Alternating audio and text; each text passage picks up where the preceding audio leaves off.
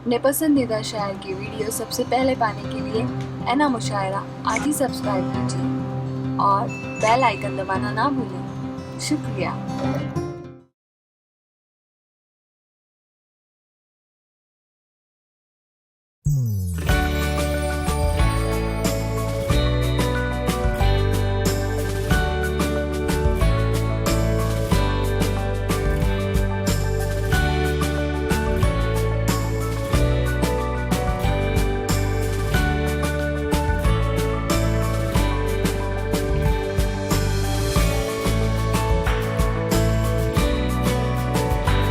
میں انتہائی ادب و احترام کے ساتھ میں جناب فرحان حنیف صاحب سے درخواست کرتا ہوں کہ وہ اسٹیج پہ تشریف لائیں اور اپنے افسانے سے سامعین کو محظوظ فرمائیں۔ جیسا کہ میں نے پہلے عرض کیا ہے کہ فرحان حنیف ایک بہترین افسانہ نگار، بہترین ٹی وی آرٹسٹ اور تریاق ماہنامہ تریاق کے نائب مدیر ہیں۔ بہت اچھا لکھتے ہیں، بہت اچھا پڑھتے ہیں اور ان سب سے ہٹ کر وہ آدمی بھی بہت اچھے ہیں ماشاءاللہ، بہت پڑھے لکھے آدمی ہیں۔ دیکھیے یہ سی اے ہیں، چارٹرڈ اکاؤنٹنٹ ہیں، پیسے کا لین دین کرتے ہیں، اس کاروبار کو اچھی طرح جانتے ہیں، لیکن ادب کو چھوڑتے نہیں ہیں۔ یہ ہے ادب کی خاصیت۔ آپ کسی فیلڈ میں رہیں، آپ ادب کی خدمت کر سکتے ہیں، ادب سے فیض اٹھا سکتے ہیں۔ فرحان حنیف صاحب وہی کر رہے ہیں تو وہ کسی اور میدان کے کھلاڑی، مگر ادب میں بھی وہ اپنی دھاک جمائے ہوئے ہیں۔ میری ان سے درخواست ہے کہ وہ اسٹیج پر تشریف لائیں، یعنی پوڈیم پر آئیں اور اپنا افسانہ پیش کریں۔ جناب فرحان حنیف صاحب، جناب حنیف بھائی۔ میں حنیف قمر ایک سماجی افسانہ، میں آپ لوگوں کے ذہن پہ زور ڈالنے کے لیے مجبور نہیں کروں گا۔ یہ ہر گھر کی کہانی ہے، ہر شخص کی نفسیات ہے۔ ایک افسانہ آپ کے سامنے پیش کر رہا ہوں بعنوان دائرہ۔ زیرو۔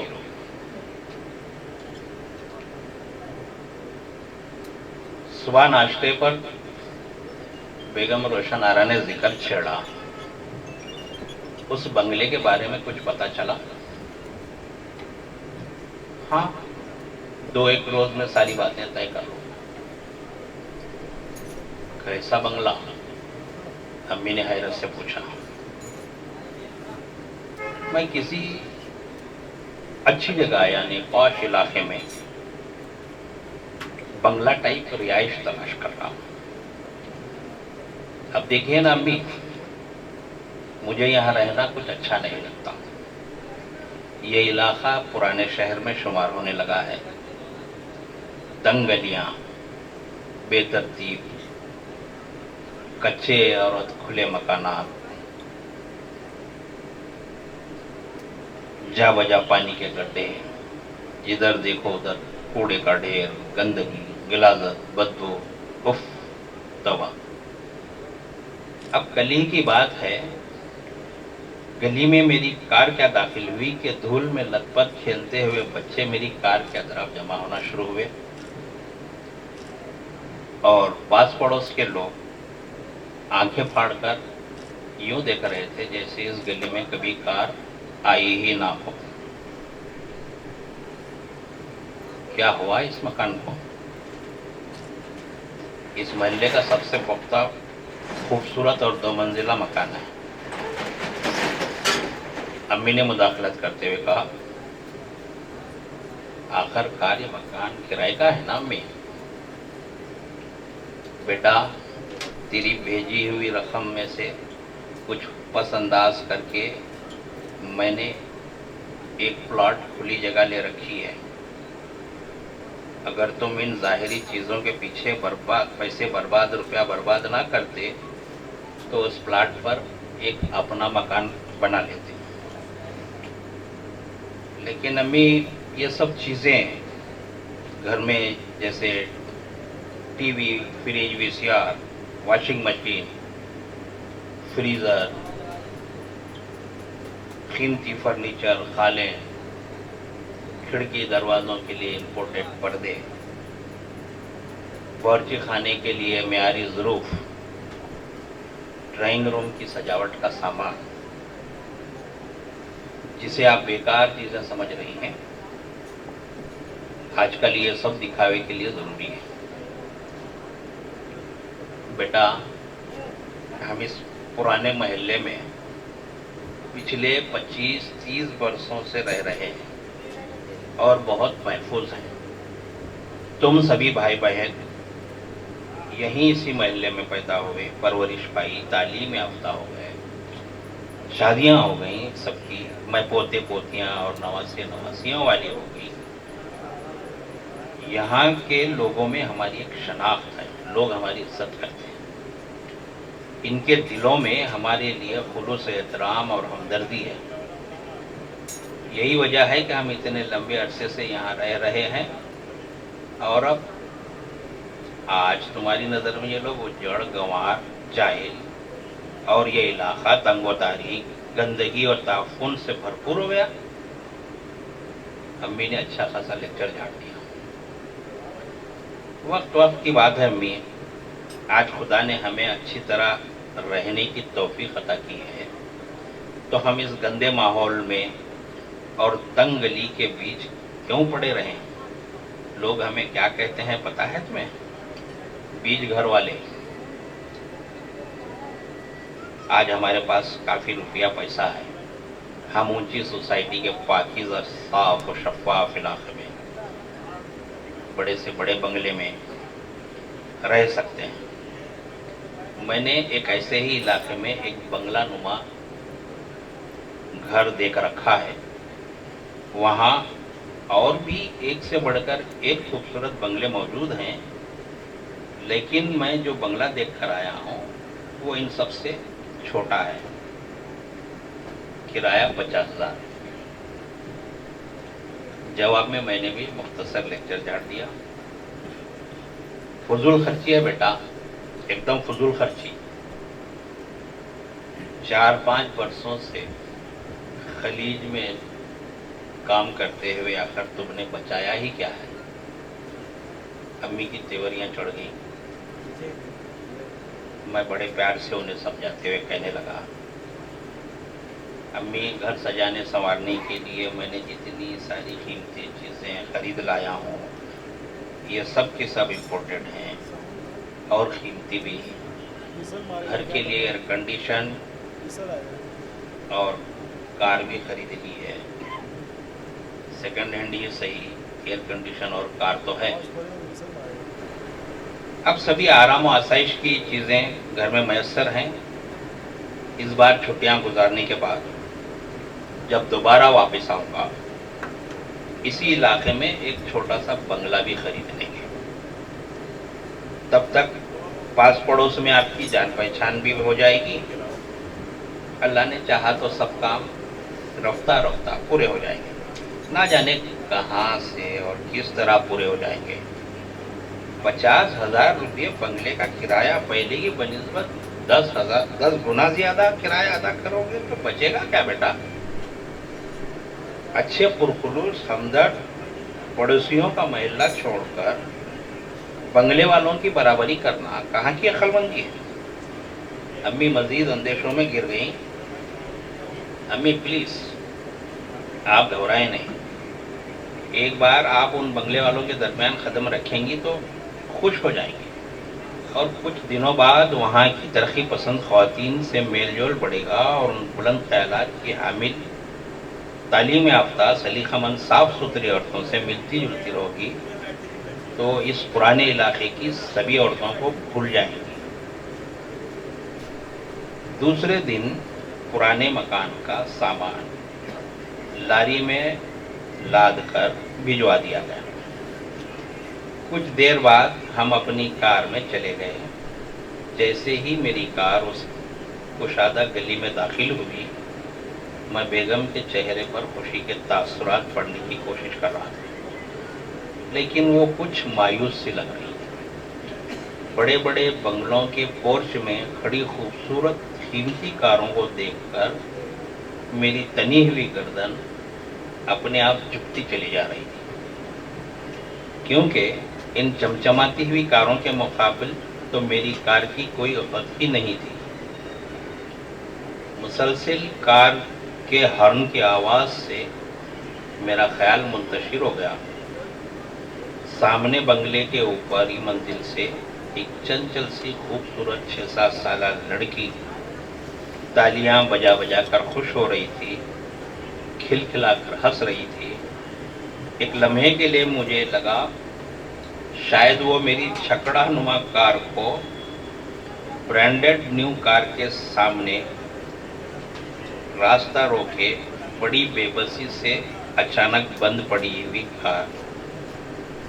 पड़ी हुई कार की हालत पर हंस रही है, या पीछे से हॉर्न बजाने वाले कार और उसके मालिक को देखकर खुश हो रही है। मैं कंफ्यूज था। मेरे साथ विराजमान मेरी बीवी भी शर्मिंदा नजर आ रही थी। यहाँ के आलिशान बंगलों के कतार से अलग थलग ये छोटा सा बंगला यहाँ वालों के लिए एक झोपड़ा ही था। सारा दिन बेगम घर का सामान संवारने और सलीके से जमाने में जुट गई। सारे कमरों की सजावट तो हो गई है। अब डाइनिंग रूम में रखने के लिए सिवाय फ्रिज के कोई दूसरी चीज नहीं है। मैंने कहा कल डाइनिंग सेट भी आ जाएगा। हाँ, ये बहुत जरूरी है, वरना ये कमरा तो बिल्कुल खाली खाली सा लग रहा है। अगर कल को पास पड़ोस से कोई मेहमान मिलने आएगा तो क्या कहेगा? बेगम ने सवालिया अंदाज में कहा। पीछे से अम्मी ने लुकमा दिया कि इनके पास कुछ भी नहीं है, यही ना? अम्मी के लहजे में तंज था। हाँ अम्मी, मुझे भी ऐसा ही लग रहा है कि हमारे पास कुछ नहीं है, लेकिन शहर के अमीर तरीन लोग हमारे पड़ोस में रहते हैं, ऐसा अंजुम के पापा कह रहे थे। बहू, तुम और तुम्हारा शोहर दरअसल सटिया गए। मरूबियत गालिब आ गई है तुम दोनों पर। पुराने महल्ले में भी लोग हमें बड़ा समझते थे। सारे महल्ले में हमारा शाहाना रोब था। वहाँ की बात और थी अम्मी, और यहाँ की बात कुछ और है। मैंने जिद कर कहा। दूसरे दिन डाइनिंग सेट भी ले आया। ओहो, अब डाइनिंग रूम बेहतर लगेगा। एक और काम कीजिए, एक टी ट्रॉली भी ले आइएगा। मेहमानों के सामने टी ट्रॉली के बजाय सिर्फ ट्रे में चाय ले जाऊंगी।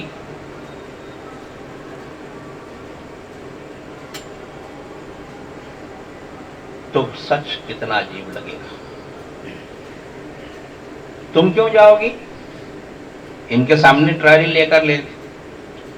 लाने ले जाने के लिए कोई नौकरानी ही रख लो। अम्मी का पारा चढ़ा हुआ था।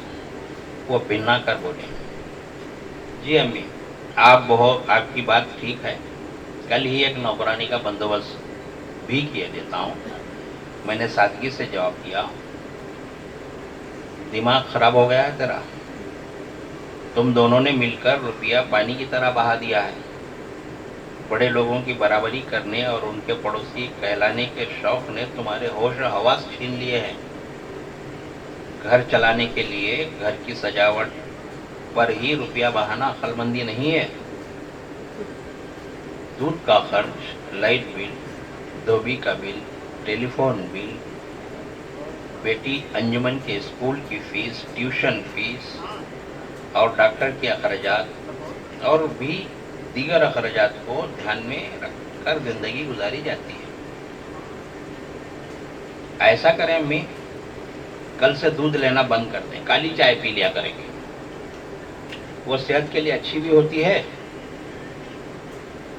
और फिर धोबी को भी कल के बाद मना कर दीजिए। अब घर में वॉशिंग मशीन जो आ गई है, रोशन आरा खुद धो लिया करेगी और इस्त्री भी खुद कर लिया करेगी। क्यों, ठीक है ना? میں نے امی سے نظریں چراتے ہوئے بیگم کی طرف دیکھتے ہوئے کہا اور وہاں مزید رکنا مناسب نہ سمجھا، دوسرے کمرے میں آ کر صوفے پر گردن ٹیک کر بیٹھ گیا۔ مجھے خلیج سے آئے ہوئے تقریباً 3 مہینے ہونے کو آئے ہیں، مگر اب مزید چھٹیاں بڑھانے کا کوئی ارادہ نہیں ہے، کیونکہ اب بینک بیلنس میں صفر تیزی سے گھٹ رہے ہیں۔ بینک سے واپسی پر انجمن آرا جو میرے کار میں بیٹھی ہوئی تھی، سرگوشیان انداز میں مجھ سے پوچھنے لگی، پاپا ہاں بیٹا، آپ کو ایک بات بتانی ہے، آپ غصہ تو نہیں کریں گے نا؟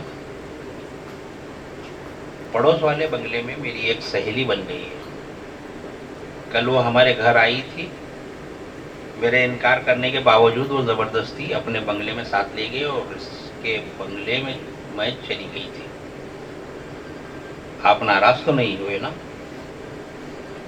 میں نے بیٹی کے گال تھپتپاتے ہوئے محبت بھری چٹکی لی اور کہا، گڈ، ویری گڈ، اپنے پڑوسیوں سے تعلقات بنائے رکھنا چاہیے، ہم بٹیا رانی سے بالکل ناراض نہیں۔ پاپا، ان کے بنگلے میں بہت سارے روم ہیں، ہر کمرہ خوب سجا ہوا ہے اور بھی بہت اچھے اچھے سامان بھی ہیں۔ ایک روم میں تو ڈھیر سارے کھلونے ہی کھلونے بھرے پڑے ہیں، ہر روم میں رنگ برنگے موٹے موٹے نرم و دبیز قالین بچھے ہوئے۔ میرا تو جی چاہتا تھا کہ چھپ کر انہیں اپنے ہاتھوں سے چھو کر دیکھوں، مجھے اس پر چپلوں سمیت چلتے ہوئے جھجک محسوس ہوئی، اور بیٹھنے کے لیے ہر روم میں نرم و آرام دہ بڑے بڑے صوفے بھی سلیقے سے رکھے ہوئے تھے۔ اس کے بنگلے کے سامان کو دیکھ کر مجھے ایسا لگ رہا تھا کہ ہمارے پاس ان کے مقابلے میں کچھ بھی نہیں ہے، ہمارا سامان ایک دم سستا اور بناوٹی لگتا ہے۔ ہر روم میں چمچماتے ہوئے ایئر کنڈیشنرز، ہمارے پاس تو صرف ایک ہی کمرے میں ہے اور وہ بھی بہت شور کرتا ہے۔ عورتیں اتنے اچھے لباس پہنی ہوئی تھیں، ہمارے پاس تو اتنے اچھے کپڑے دادی امی اور میری ممی نے بھی نہیں پہنا ہوگا۔ اس وقت میری حیرت کی کوئی انتہا نہیں تھی کہ جب میری سہیلی نے یہ بتایا کہ وہ سب کے سب گھر کا کام کاج کرنے والی نوکرانیاں ہیں۔ میری سہیلی کہہ رہی تھی، انجمن آرا جب ہماری کار گیٹ میں داخل ہو کر اس کے بنگلے سے گزرتی ہے تو ہماری کار میں مختلف قسم کی آوازیں نکلتی ہیں۔ ہماری کار بہت پرانی ہو چکی ہے، اور اس نے یہ بھی کہا اس کے پپا جب بھی کاروں کے شو روم میں کوئی نئی کار دیکھتے ہیں تو خرید لاتے ہیں، انہیں سیکنڈ ہینڈ سامان اور پرانی کاروں سے الرجی ہے۔ الرجی؟ یہ الرجی کیا ہوتی ہے پپا؟ میں نے کوئی جواب نہ دیا اور کہا، چلو گھر آ گیا، سیٹ بیلٹ کھولو اور اتر جاؤ، باقی باتیں پھر کبھی ممی سے کہنا، میں بنگلہ اونرز ایسوسی ایشن کی ماہانہ میٹنگ میں جا رہا ہوں، لنچ پر میرا انتظار نہ کرنا، ٹھیک ہے؟ نہیں، آپ بھی میرے ساتھ چلو اور ممی کو خود بتا دینا، میں اکیلی نہیں جاؤں۔ میں اس کی معصوم ضد کے آگے ہار مان کر ساتھ ہو لیا۔ آج اس علاقے میں رہائش پذیر بنگلہ اونرز ایسوسی ایشن کی میٹنگ میں پہلی بار شریک ہونے جا رہا تھا۔ بہت خوشی محسوس کر رہا ہوں زندگی میں یہ میرا پہلا اتفاق تھا کہ اس طرح کی کوئی میٹنگ میں شریک ہونے جا رہا ہوں۔ مجھے بھی اس علاقے کے رئیسوں کے ساتھ مل بیٹھنے کا موقع مل رہا تھا۔ قیمتی امریکن برانڈڈ سوٹ زیب تن کیا، فرانس کے قیمتی جوتے پہنے، چینل 55 سینٹ کا خوب چھڑکاؤ کیا، آئینے میں خود کو کئی بار ہر زاویے سے سیٹ اپ کرتا رہا۔ جب اطمینان ہوا तो अंदाज़े रईसाना से चलते हुए कदम बढ़ाने लगा। बेगम दूर है।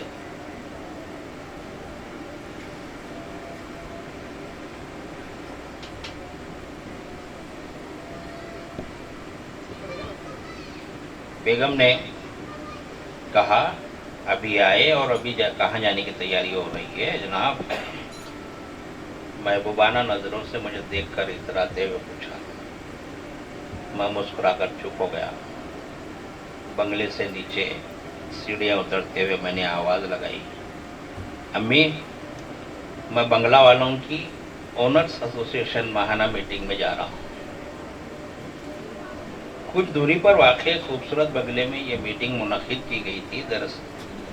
दरअसल ये बंगला ओनर्स एसोसिएशन के सदर का बंगला था।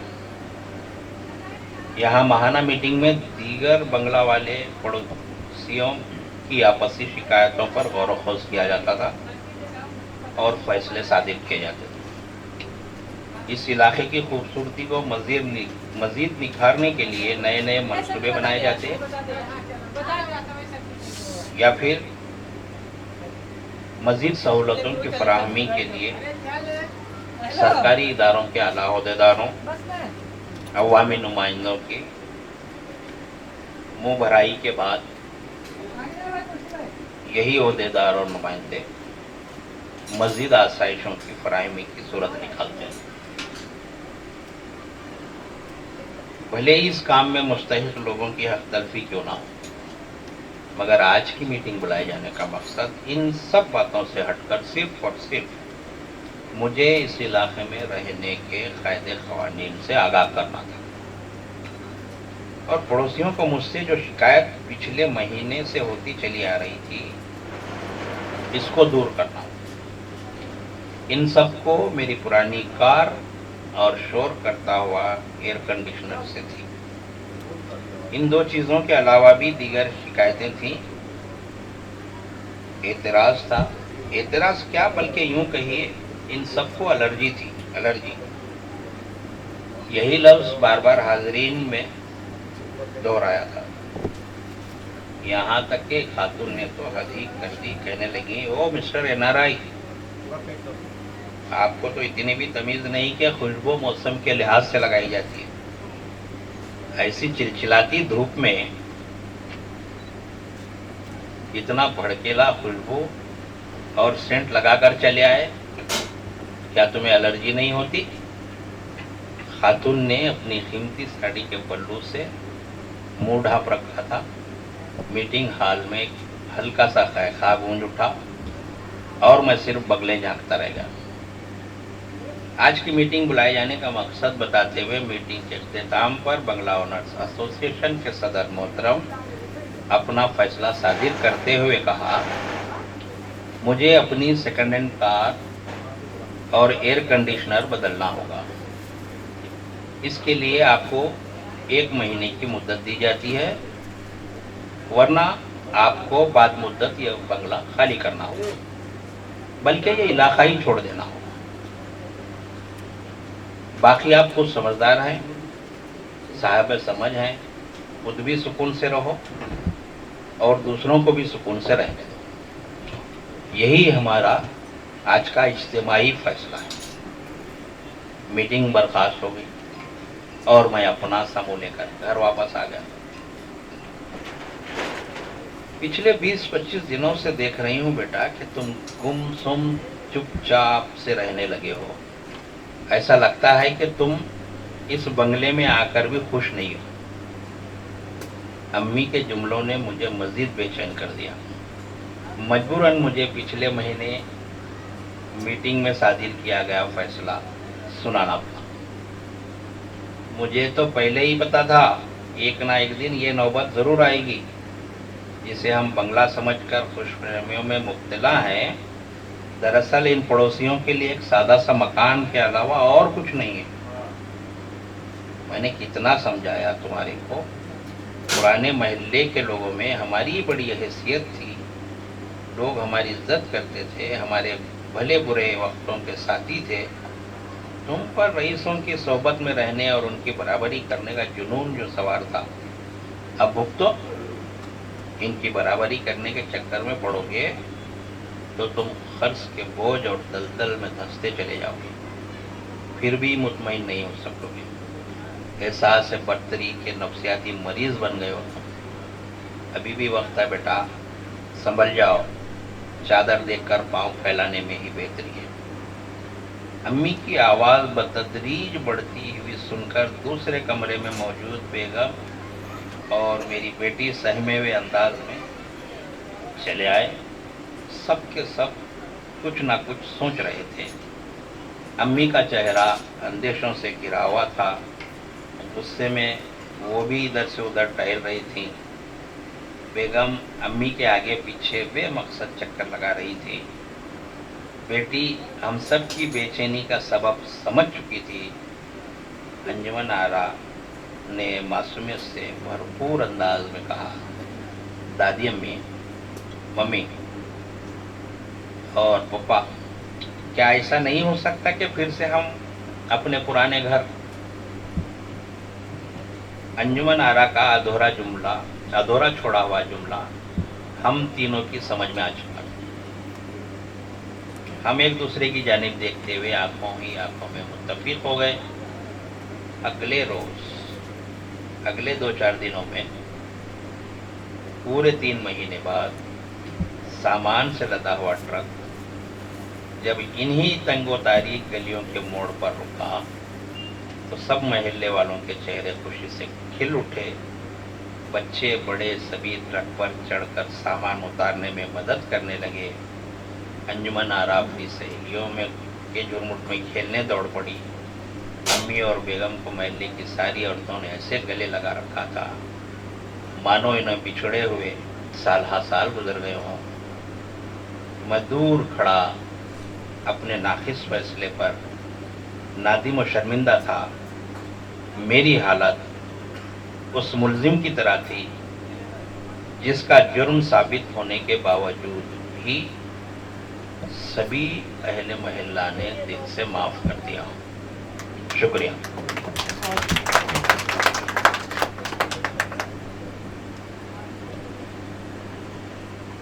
हनीफ कमर साहब का तवील तरीन अफसाना यकीनन सुनने में थोड़ा सा गिरा लगा, लेकिन उसके अंदर जो सबक मौजूद है वो काबिल तकलीद है। इतने अच्छे अफसाने की समात पर मैं आप तमाम का शुक्रिया अदा करता हूँ और इतने बेहतरीन अफसाने की क़ीरत पर मैं हनीफ कमर साहब का शुक्रिया अदा करता हूँ और मुबारकबाद पेश करता हूँ।